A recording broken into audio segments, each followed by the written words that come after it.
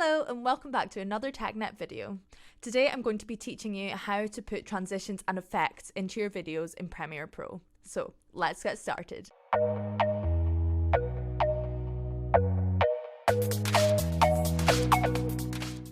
Okay, so you'll see here that I have open Premiere Pro and I've got a little sequence already in my timeline, so make sure you've put something into your timeline so you're able to put the effects and transitions onto some video clips. To open up the effects panel, there's a few different ways you can do it, but the way that I like to do it is going up to the top and clicking on effects, and you'll see that it opens this fifth panel on the right hand side of your screen. So the effects panel looks a little bit like this. It has a few different options in there. This is where you can do color grading, your sound effects, all that kind of thing. But we're going to pop into effects and you'll see the different folders in there that have the effects and transitions in them. So to start off with, we're going to look at effects and the different ones that you can use in your videos.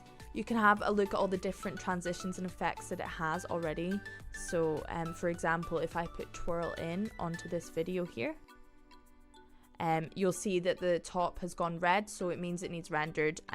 We recommend that you render stuff as you go because then you can see the transitions and effects working nice and smoothly and the video isn't jumping around. So to render, just press the enter key on your keyboard and you'll see that there's now an effect being applied to that first clip in the video timeline. So that's what that one looks like. So if you want to change anything about the transition or the effect, you have to go into effect controls, which you'll find up here in the source window. So if I just extend this out a little bit, again, this can be somewhere else if you do this a bit differently, but I'm just showing you how I do it, which is one of the many ways that you could do this. So if you click on the double arrow here on the source window and click on effect controls, and make sure your clip is selected on the timeline, and you'll find a range of different settings for all the effects that you've applied to that one clip. So if I scroll down, I'll find the new effect that I've just put on, which is the twirl effect.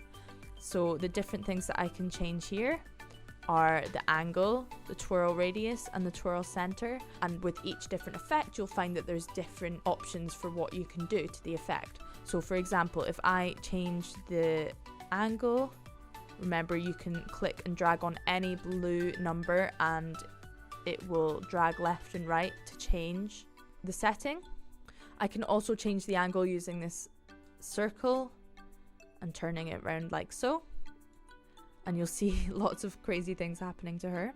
And twirl radius, for example, I can drag and it will do different things there as well.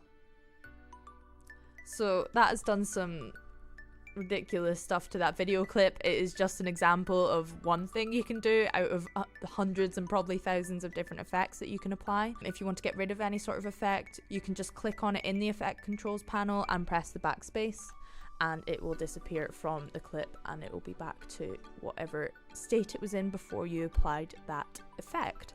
As I said, Adobe has all these different presets in the preset folder, and it also has the folders of video effects and video transitions. So if you look into these, there are so many different effects. Have a go, see what they all do. I've probably used about 30 and there's probably thousands in there. So have a look and see what you can find in there. If there is something in particular you're looking for, there is a search option up here. So if you click, I'm going to type in blur, and it will tell me all the different blurs that I can find. A particular one that I use all the time is Gaussian blur, this one here, which will create a nice blur effect on my clip once I affect it in the settings. As you can see with what I just did there, I applied an effect to the clip and nothing changed, and it was because I needed to change the settings in here. Remember to always go into the effect controls panel to have a look at what the effects are doing. Now the next thing I'm going to look at are video transitions. So if we go over to our effects panel over here and drop down the video transitions folder, using the arrow, you'll see there are a range of other folders which have different transitions that you can apply to your videos. Video transitions can be placed between two clips, or they can be placed at the end or the start of a clip. Things like dissolves, slides, any sort of cool way for the video to disappear or reappear. That's what a transition is. So A typical one that you would use all the time is something like a cross dissolve. So if you hold it and drag it over the clips, you'll see this brown square appears between these two clips, and if I let it go, it's got a great little box that if I zoom into the timeline says cross dissolve, and you'll see that this clip will now cross dissolve into the other clip. Something like a dip to black or dip to white just means that it will fade to black. So if I play here, you'll see the end of the film will fade into black, and dip to white does the same thing, it just fades it into white instead. And you can always overwrite anything that you've put there previously just by clicking and dragging and putting it on top like so, and it will do various different things depending on what the video is. Now that's just the dissolve options. There are 3D motions, there are slides and wipes and all sorts of things similar to PowerPoint, I like to think. All the different things that you might want to put on a PowerPoint slide you can find in the video transitions folder, and of course you can create your own as well using effect controls. So if we go back to the cross dissolve over here, you can affect the transition in a few different ways to suit it to what you're trying to do.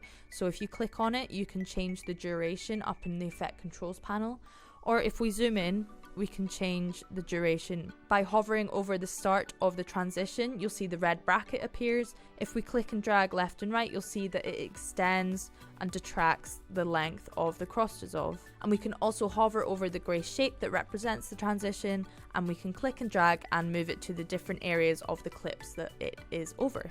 And like the video effects, you can always search for an effect. So if I search for dissolve, then all the different types of dissolve will appear on the right hand side over here.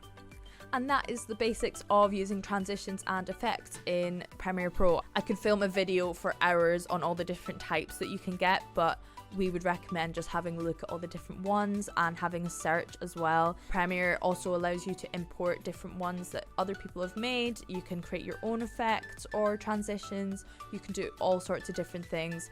If you can think of an effect that you want to do to your video and you're not sure what it is, come and speak to us or have a Google, see what you can find. But 99% of the time, there's definitely going to be something that will suit what you want to do. Thanks so much for watching, and remember to like and subscribe to our channel. We upload videos on here pretty regularly. If there's anything in particular you'd like us to cover, please come and speak to us or email us at technet@farnborough.ac.uk. But for now, have fun using the effects and transitions in your videos, and I'll see you in the next one. Bye.